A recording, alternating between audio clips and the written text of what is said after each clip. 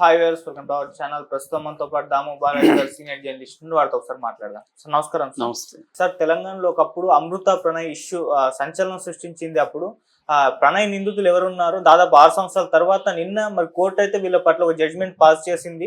సంచలన తీర్పు అయితే ఇచ్చేసింది. దాదాపు 503 పేజీల తీర్పు అని కూడా చెప్తున్నారు. మరి 503 పేజీల్లో ఏముంది? అలాగే అమృత ఎవరైతే ఉన్నారో ఆమె కూడా ఇప్పుడు రియాక్ట్ అయిపోయింది, ఒక ట్వీట్ కూడా చేశారని చెప్తున్నారు. మరి ఆ ట్వీట్ లో ఏముంది సార్? అమృత ప్రణయ్ ఎంత సంచలనం సృష్టించిందో ఈ ఇష్యూ మనం చూసాము. 2018 సెప్టెంబర్ 14న ప్రణయ్ని మిర్యాలగూడలో నడి రోడ్డులో అతి దారుణంగా కత్తితో నరికి చంపేశారు. కన్న తల్లి కట్టుకున్న భార్య ముందే చంపేశారు. సో ఈ సంఘటన మొత్తం తెలుగు రాష్ట్రాలని దేశాన్ని కుదిపేసింది. దాని తర్వాత 6 ఏళ్ల తర్వాత నిన్న నల్గొండ జిల్లా అడిషనల్ డిస్ట్రిక్ట్ కోర్టు, అంటే ఎస్సీ ఎస్టీ స్పెషల్ కోర్టు అనమాట. ఆ కోర్టులో జడ్జి గారు రోజారమణి ఆమె 523 పేజీల తీర్పు ఇచ్చారు. ఆ తీర్పులో అనేక సంచలన విషయాలు పేర్కొన్నారు. ప్రధానంగా ఏంటంటే ఇందులో మొత్తం 9 మంది ఉన్నారు. అందులో A1గా ఉంటున్న మారుతీరావు, ఈయన తిరునగరు మారుతీరావు ఈయన పూర్తి పేరు. ఈయన అమృత వాళ్ళ నాన్న. ఈయన ప్లాన్ చేసే ఇతన్ని చంపించాడు కాబట్టి A1గా పెట్టారు. అతను 2020లో చనిపోయాడు. సో A2గా సుభాష్ శర్మ చంపింది అతనే అనమాట. సో అతనికి మరణశిక్ష పడింది. A1గా ఆయన మారుతీరావు ఉంటే కూడా ఆయనకి మరణశిక్ష పడేది. A2కి అయితే మరణశిక్ష. A3 నుంచి A8 వరకు అంటే మహమ్మద్ అస్గర్ అలీ, అబ్దుల్ బారీ, మహమ్మద్ అబ్దుల్ కరీం, టి శ్రావణ్ కుమార్, సముద్రాల శివ, నిజాం, వీళ్ళు 7 మందికి యావజ్జీవ కారాగార శిక్ష, 10,000 ఫైన్ పడింది. ఈ ఫస్ట్ A2కి ఏమో డెత్ సెంటెన్స్ ప్లస్ 15,000 ఫైన్ పడింది. సో బ్రీఫ్గా చెప్పుకుంటే మనకి అమృత ప్రణయ్ అనేవాళ్ళు ఇద్దరు కూడా క్లాస్మేట్, అంటే స్కూల్ మేట్స్. ప్రణయ్ ఏమో 10th క్లాసు, అమృత 9th క్లాస్ ఉన్నప్పుడు వీళ్ళిద్దరూ ప్రేమించుకున్నారు. అమృత ఏమో వైశ్య కులానికి సంబంధించింది, ప్రణయ్ ఏమో మాల సామాజిక వర్గం. సో ఇది ఫస్ట్ ఇతను 9th క్లాస్లోనే వీళ్ళిద్దరు రొమాన్స్లో ఉంటే చూశానని మారుతీరావు తర్వాత చెప్పాడు. సో అక్కడి నుంచి వీళ్ళ ట్రావెల్ కనిపిస్తుంది. సో వీళ్ళు తర్వాత ఇంటర్, డిగ్రీ అంటే బీటెక్ చేశారు. సో బీటెక్ చేసినాక పెళ్లి చేసుకుందాం అనుకున్నారు, కానీ ఇంట్లో ఒప్పుకోలేదు. వీళ్ళ అమ్మాయిల ఇంట్లో మారుతీరావు ఒప్పుకోలేదు. ఒప్పుకోకుండా 1,50,00,000 ప్రణయ్కి కూడా ఆఫర్ చేశారని చెప్తున్నారు. పెళ్లి చేసుకోకుండా ఉంటే నీకు 1,50,00,000 ఇస్తానని. కానీ ప్రణయ్ ఒప్పుకోలేదు. వాళ్ళ ఇంట్లో కూడా ప్రణయ్ని సపోర్ట్ చేశారు.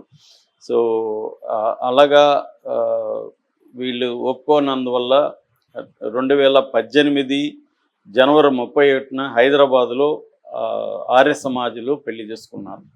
పెళ్లి చేసుకున్న తర్వాత వీళ్ళకి థ్రెట్ అని చెప్పి ఈ ప్రణయ్ వాళ్ళ అమ్మ నాన్న ప్రేమలత బాలస్వామి వీళ్ళిద్దరూ అనేక సార్లు మిర్యాలగూడ పోలీస్ స్టేషన్లో కంప్లైంట్ ఇచ్చారు. కంప్లైంట్ ఇచ్చినప్పుడు ఈ మారుతీరావుని పిలిచి కౌన్సిలింగ్ ఇచ్చారు పోలీసులు. కౌన్సిలింగ్ ఇచ్చినాక అతను కొంత సైలెంట్గా ఉన్నాడు. అయితే ఈ టైంలో ఏమైందంటే వీళ్ళ పెళ్లి వీడియో ఒకటి రిలీజ్ అయింది. ఆ పెళ్లి వీడియోలో విపరీతంగా వీళ్ళిద్దరు రొమాంటిక్గా పోజులు పెట్టుకొని దాదాపు 3 లక్షలు ఖర్చు పెట్టి అప్పట్లో పెళ్లి వీడియో తీశారు, ప్రీ వెడ్డింగ్ వీడియో. అది మొత్తం వైరల్ అయిపోయింది ఊర్లో, మిర్యాలగూడలో. దాంతో ఆల్రెడీ ఇతను ఏంటంటే కొంత కాంగ్రెస్ పార్టీలో తిరుగుతాడు. రెండోది రియల్ ఎస్టేట్ వ్యాపారి, బాగా పరిచయాలు ఉన్న వ్యక్తి. అందరూ కూడా ఊర్లో నీ కూతురు డాష్ కులాన్ని తిడుతూ వాడితో లేచిపోయిందంట కదా అని తను అడగడం, ఆ వీడియో కళ్ళ ముందు కనిపిస్తూ ఉండడం, దీంతో అతను ఫ్రస్ట్రేషన్కి లోనయ్యాడు. సో నా కూతురు, నేను ఒకే కూతురు అల్లారుముద్దుగా పెంచుకుంటే ఈ అమ్మాయి ఇలా చేసింది, ఉన్న ఊర్లో నేను తలెత్తుకోలేకపోతున్నాను, ఎక్కడికి వెళ్ళలేకపోతున్నాను అన్న ఒక సీరియస్ డిప్రెషన్కి మారుతీరావు లోనైపోయాడు. సో దీనికి తోడు అతని తమ్ముడు శ్రావణ్ కుమార్, అతను కూడా అగ్నికి ఆజ్యం పోసినట్టు ఇతన్ని పెంచాడు దీన్ని. సో ఈ క్రమంలో ఒకసారి అమృతాని డంబల్స్తో కూడా వీళ్ళ బాబాయ్ శ్రవణ్ కుమార్ కొట్టాడని కూడా ఆమె చెప్పింది.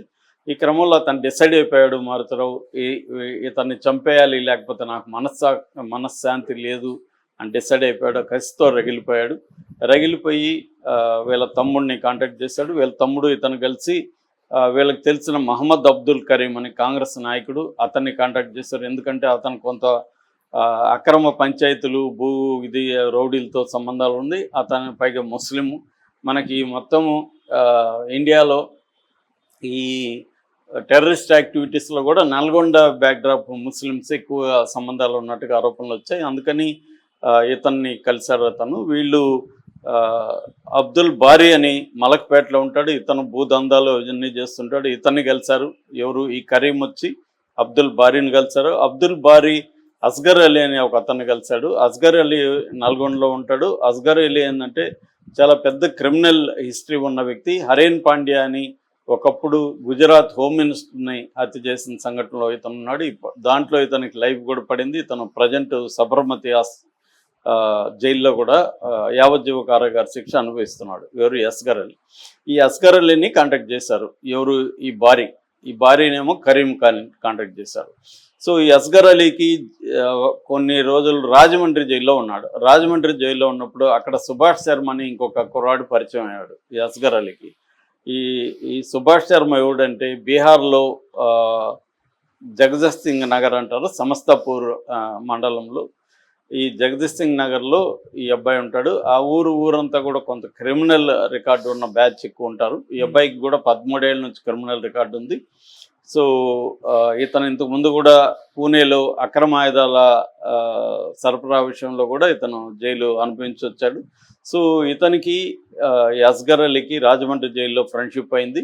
సో అతను హత్యలు చేయగలడు అని అస్గర్ అలీకి తెలుసు. అతనైతే కరెక్ట్గా పర్ఫెక్ట్గా చేస్తాడని అనుకున్నారు. మొత్తంగా ఈ కరీంకి ₹1 కోటి ఇచ్చాడు ఫస్ట్ మారుతిరావు.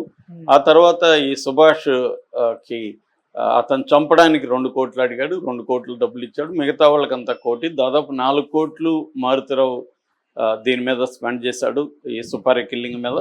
సో వీళ్ళంతా ప్లాన్ చేసుకున్నారు. వీళ్ళకి హెల్ప్ చేయడానికి ఈ శ్రవణ్ కుమార్ డ్రైవర్ సముద్రాల శివ, ఇంకొక ఆటో డ్రైవర్ నిజాం, వీళ్ళిద్దరిని పెట్టుకున్నారు. వీళ్ళ ట్రావెల్ కానీ వీళ్ళని తీసుకురావడానికి, వీళ్ళ లాజిస్టిక్స్, ఫుడ్ గిడ్డు సప్లై వాటికంతా శివ సముద్రాల అబ్బాయి నిజాం అనే ఇద్దరు హెల్ప్ చేశారు. సో అస్గర్ అలీ ప్లాన్ ఇచ్చాడు ఎట్లా చంపాలి ఏంటని. సుభాష్, అస్గర్ అలీ వీళ్ళు రెక్కీ చేశారు. ఫస్ట్ ఇంటి దగ్గరే చంపుతాం అనుకున్నారు ప్రణయ్ని, కానీ అక్కడ కుదరలేదు. ఒకసారి 2 సార్లు వీళ్ళు వచ్చేసారు. దాని తర్వాత వీళ్ళు మొత్తంగా ప్లాన్ చేసుకుంటున్నారు. దాంతో ఒకరోజు అదే 2018 సెప్టెంబర్ 14 ఈ అమ్మాయి ప్రెగ్నెంట్గా ఉంది. ఆ టైంలో ఈ అమృతాన్ని తీసుకెళ్ళడానికి, హాస్పిటల్కి తీసుకెళ్ళడానికి ప్రణయ్, వాళ్ళ అమ్మ ప్రేమలత వీళ్ళు బయలుదేరారు. హాస్పిటల్లో వీళ్ళు అది తెలిసి వీళ్ళు హాస్పిటల్ బయట వెయిట్ చేస్తున్నారు. ఈ ఆటో పెట్టుకున్నారు, కారు పెట్టుకున్నారు. ఈ సుభాష్ చంపడానికి రెడీ అయ్యాడు. అస్గర్ అలీ కూడా దగ్గరలో ఉన్నారు. వీళ్ళు ప్లాన్ చేసుకుని వాళ్ళు హాస్పిటల్ నుంచి బయటకు వచ్చి వెళ్తున్నాగా ఒక్కసారిగా ఇతను సుభాష్ శర్మ వెళ్ళి అతన్ని వెనక నుంచి కత్తితో మెడ మీద గట్టిగా నరకడంతో అతను కింద పడిపోయాడు. దాంతో మళ్ళీ నరికాడు. చాలా కూల్గా, కోల్డ్ బ్లడెడ్గా, ఎందుకంటే అతను ప్రొఫెషనల్ క్రిమినల్ కాబట్టి అతనికి ఎక్కడ తడబాటు కానీ టెన్షన్ కానీ ఏమీ లేదు. కూల్గా అతను చంపేశాడు. అక్కడ ఎవరు ఆపే పరిస్థితి కూడా లేదు. ఇద్దరు ఆడవాళ్ళు వాళ్ళు షాక్లో ఏడుస్తున్నారు తప్ప వాళ్ళు ఏం చేయలేని పరిస్థితి. సో స్పీడ్గా చంపేసి వచ్చేసారు. దాని తర్వాత ట్రైన్లో అతను వాళ్ళ ఊరికి పారిపోవడానికి ప్లాన్ చేసుకున్నాడు. ట్రైన్లో ఎక్కారు. సో ఇవి ఇమ్మీడియట్గా రంగంలో దిగిన పోలీసులు మారుతిరావును అదుపులోకి తీసుకున్నారు. మారుతిరావుతో మాట్లాడితే అతను ట్రైన్లో వెళ్ళిపోయారని చెప్పాడు. దాంతో ఇమ్మీడియట్గా పోలీసులు రెస్పాండ్ అయ్యి ఒక చార్టర్డ్ విమానం పెట్టి ఇద్దరు ఎస్ఐల సిఐల ఆధ్వర్యంలో ఆ విమానంలోకి ఆ ఊర్లోకి వెళ్ళి అక్కడ బీహార్ లోకల్ పోలీసుల్ని ప్లాన్ చేసుకొని వాళ్ళ సహాయంతో ఈ అబ్బాయిని ట్రైన్ దగ్గరనే పట్టుకున్నారు. సో తీసుకొని వచ్చారు. అలాగా మొత్తంగా అప్పుడు దీనంతా కూడా నడిపింది ఆ, ఉమ్మడి నల్గొండ జిల్లా ఎస్పీగా ఉంటున్న హైడ్రా, ఇప్పుడు మన హైడ్రా రంగనాథ్ అనే పేరు ఉంది, ఆయన అప్పుడు ఎస్పీగా ఉన్నాడు. అలాగే డిఎస్పి శ్రీనివాస్, వీళ్ళిద్దరూ దీని మీద బాగా గట్టిగా కృషి చేశారు.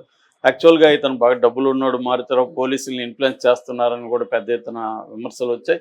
అట్లాగే మారుతిరావుకు కూడా వైసే కమ్యూనిటీ నుంచి పెద్ద సపోర్ట్ వచ్చింది. ఈ ప్రెజర్ నుంచి పోలీసులు దీన్ని నీరుగారుస్తున్నారని అన్నారు.